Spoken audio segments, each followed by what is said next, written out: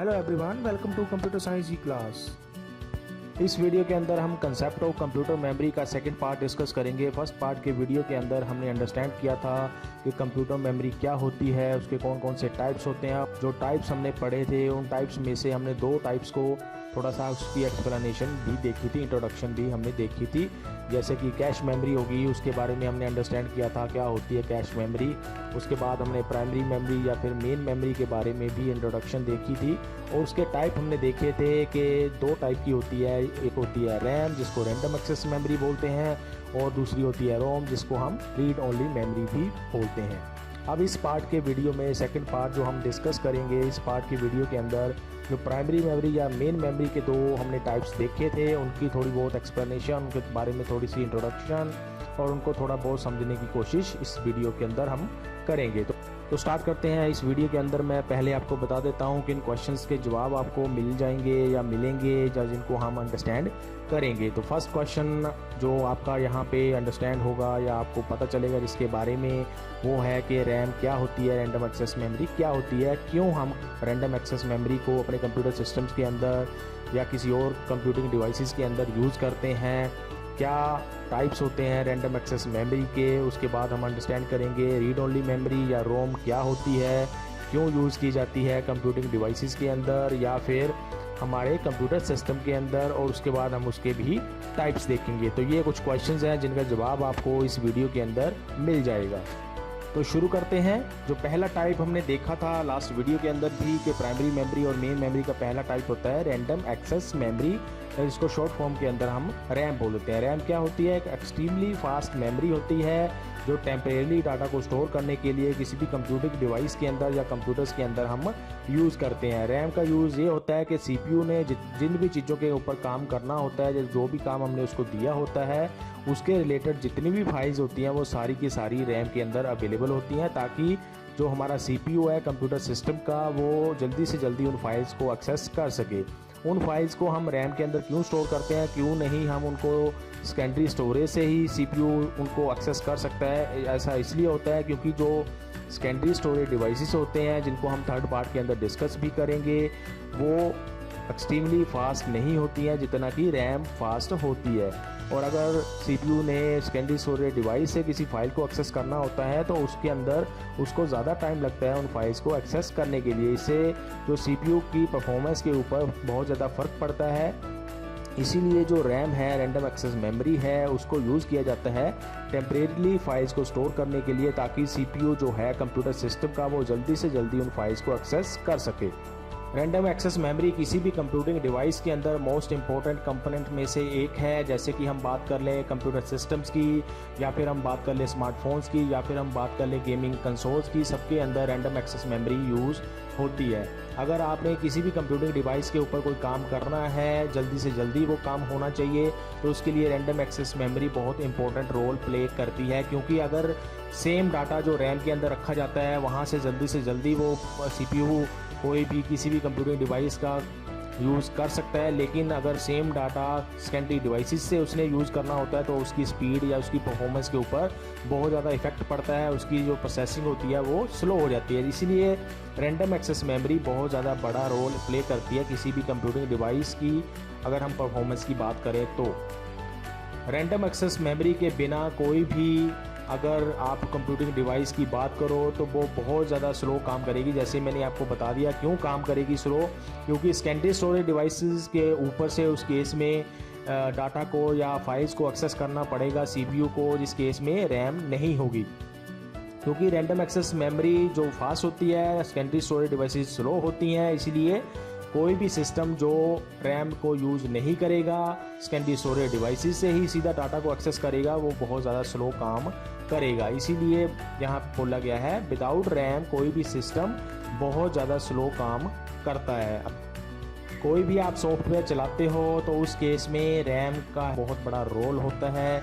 क्योंकि रैम के अंदर वो सारी की सारी फाइल्स जो किसी भी सॉफ्टवेयर को चलाने के लिए ज़रूरी होती हैं या जिस भी चीज़ के ऊपर कंप्यूटर ने काम करना होता है उसके रिलेटेड जो भी डाटा या इंस्ट्रक्शंस होती हैं वो रैम के अंदर अवेलेबल होती हैं। तो हम कह सकते हैं कि कोई भी हमारा सॉफ्टवेयर या जो भी काम हम CPU को देते हैं वो रैम के बिना पॉसिबल नहीं हो सकता, रैम के बिना CPU नहीं कर सकता है। इसीलिए रैम जो है वो बहुत ज़्यादा ज़रूरी हो जाती है किसी भी कंप्यूटिंग डिवाइस के अंदर, अगर हमने उसको जल्दी से जल्दी परफॉर्मेंस के साथ काम करने को देना है CPU को।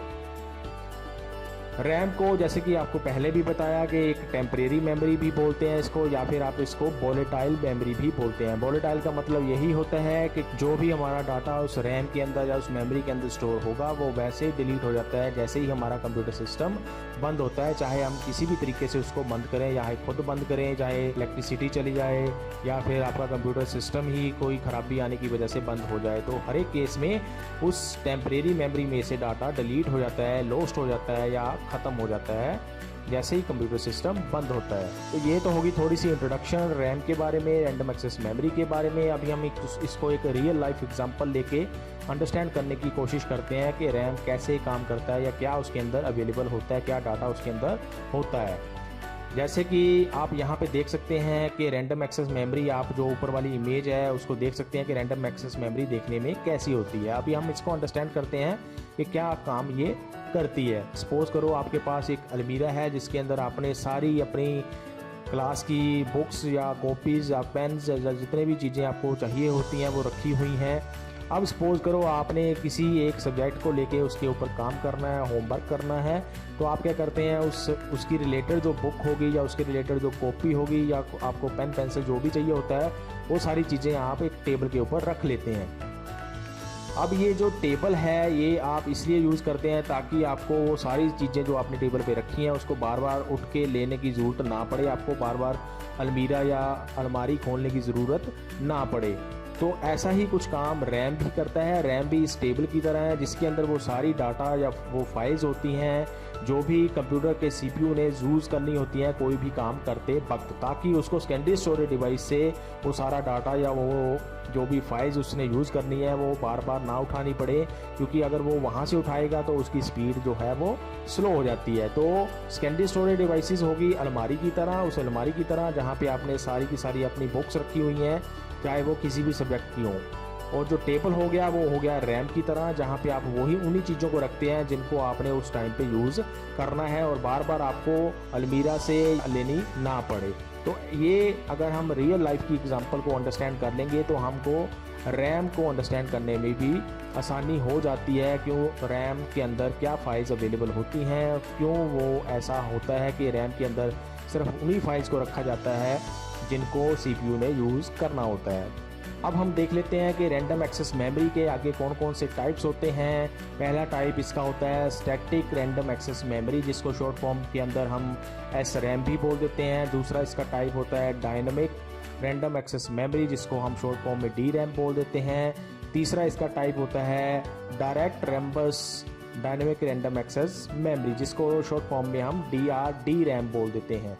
तो ये कुछ टाइप्स होती हैं जो रैंडम एक्सेस की आपको मिल सकती हैं। इसके अलावा कुछ और भी हो सकती हैं जिनका यूज़ किया जाता है किसी भी कंप्यूटिंग डिवाइस के अंदर, लेकिन जो सबसे कॉमन है उनमें से ये 3 टाइप की रैम आपको मिल जाएंगी।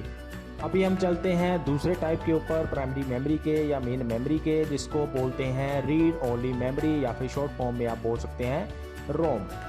अब रोम क्या होती है कि ऐसी मेमोरी होती है जो इन्फॉर्मेशन को परमानेंटली स्टोर करने का काम करती है। वो इसको आप डिफ्रेंशिएट कर सकते हैं रैम के साथ, जो एक टेम्परेरी मेमोरी होती है जिसके अंदर टेम्परेरी डाटा स्टोर होता है। लेकिन रोम जो होती है वो एक परमानेंट मेमोरी होती है और इसके अंदर जो डाटा हम स्टोर करते हैं वो परमानेंटली स्टोर्ड रहता है।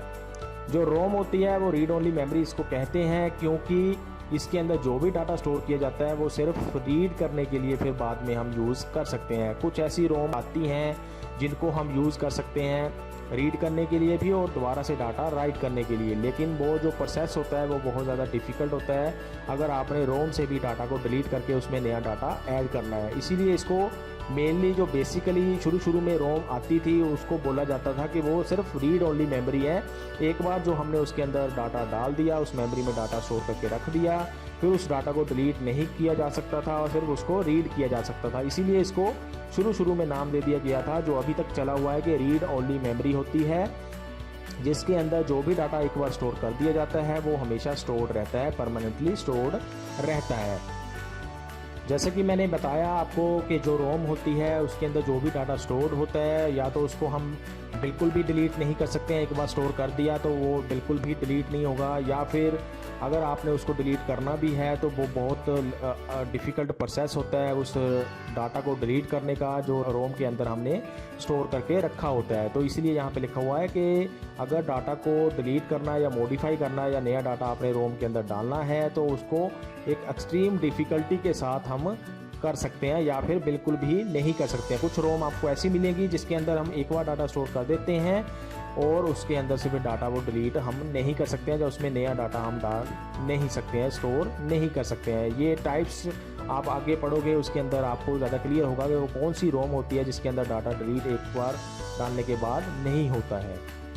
उसके बाद जो रोम होती है वो जनरली मैन्युफैक्चरर्स यूज़ करते हैं। मैन्युफैक्चरर्स कौन होते हैं? जो किसी भी डिवाइस को बनाते हैं जिसके अंदर रोम को यूज़ किया जाता है। सपोज करो आपने एक कंप्यूटर परचेज़ किया, वो कंप्यूटर जिस कंपनी ने बनाया होगा वो मैन्युफैक्चरर हो गया उस कंप्यूटर का, और उसने जो रोम लगाई होगी उस कंप्यूटर के अंदर, वो मैन्युफैक्चरर यूज़ करते हैं उस रोम के अंदर कुछ ऐसा सॉफ्टवेयर, ऐसे प्रोग्राम्स, ऐसे डाटा रखने के लिए जो उस कंप्यूटर रिलेटेड इंफॉर्मेशन को डिस्प्ले कर सके आपके सिस्टम के ऊपर। जैसे कि आप कंप्यूटर को स्टार्ट करते हैं, तो जब भी हम कंप्यूटर को स्टार्ट करते हैं तो हमें वो कंप्यूटर स्टार्ट करते टाइम पे एक किसी भी कंपनी का लोगो दिखाता है, जिस कंपनी का वो कंप्यूटर हमने परचेज़ किया होता है। जैसे आपने सपोज करो डेल का कंप्यूटर परचेज़ किया हुआ है, तो जब आप कंप्यूटर को स्टार्ट करते हो डेल का जो कंप्यूटर है, तो आपको वहाँ पे स्क्रीन के ऊपर वो डेल लिखा हुआ आता है।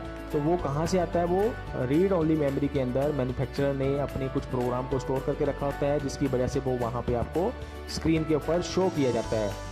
तो मोस्टली जो पर्पज़ होता है वो रोम को यूज़ करने का वो मैन्युफैक्चरर्स का होता है, ताकि मैन्युफैक्चरर्स अपने रिलेटेड कुछ इन्फॉर्मेशन जो है वो उस रोम के अंदर स्टोर कर सकें, जो परमानेंटली स्टोर्ड रहनी चाहिए कंप्यूटिंग डिवाइस के अंदर।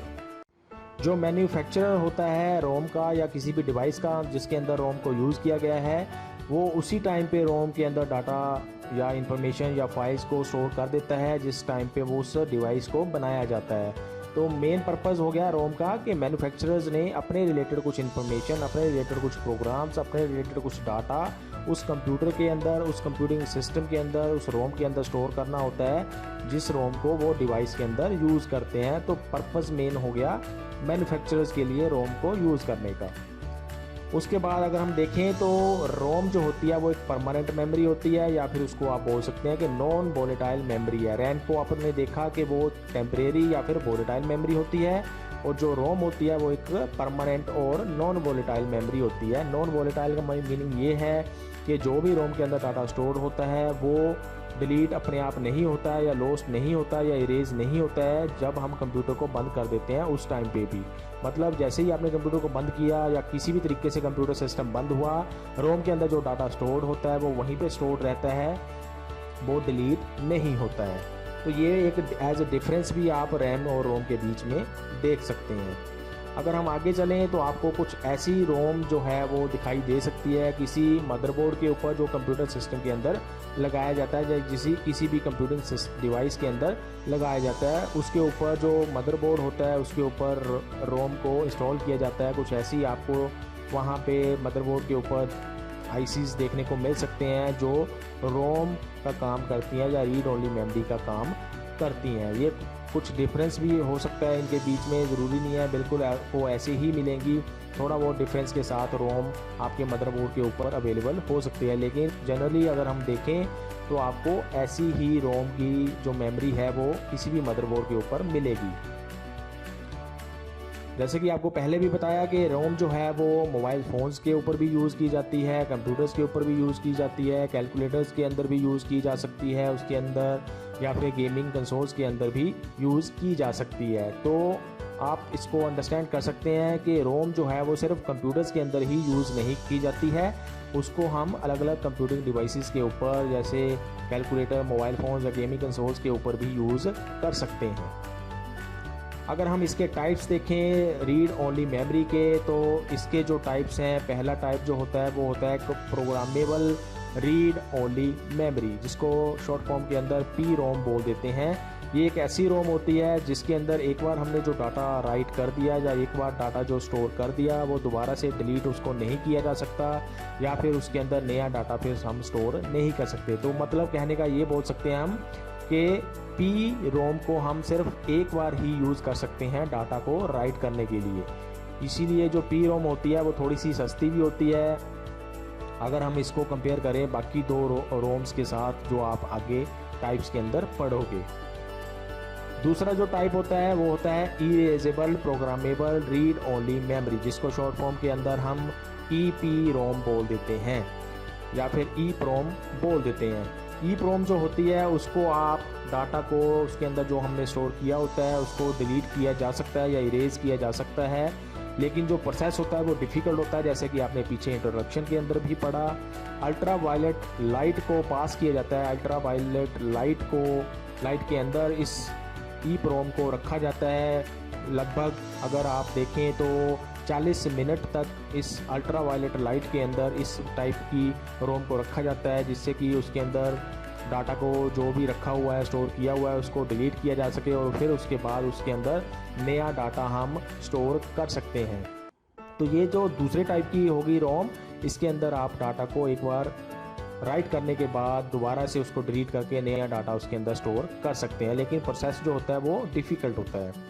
तीसरा जो टाइप होता है वो होता है electrically erasable programmable read only memory, जिसको आप शॉर्ट फॉर्म के अंदर ई प्रोम बोल सकते हैं। ये भी एक ई प्रोम जो आपने इसके ऊपर पढ़ा उसके जैसी ही है, लेकिन इसके अंदर से जब भी हमने डाटा को डिलीट करना होता है तो उसके लिए हम अल्ट्रा वायलेट लाइट की जगह पे इलेक्ट्रिकल बीम को यूज़ करते हैं डाटा को डिलीट करने के लिए। फिर उसके बाद जो भी डाटा हमने नया उसके अंदर डालना होता है या स्टोर करना होता है उसको स्टोर किया जाता है। तो डिफरेंस दोनों में, पिछले वाली में ई प्रोम में और ई प्रोम में ये है कि ई प्रोम के अंदर अल्ट्रा वायलेट लाइट को यूज़ किया जाता है डाटा को डिलीट करने के लिए, लेकिन ई प्रोम के अंदर इलेक्ट्रिकल बीम को यूज़ किया जाता है डाटा को डिलीट करने के लिए रोम के ऊपर से।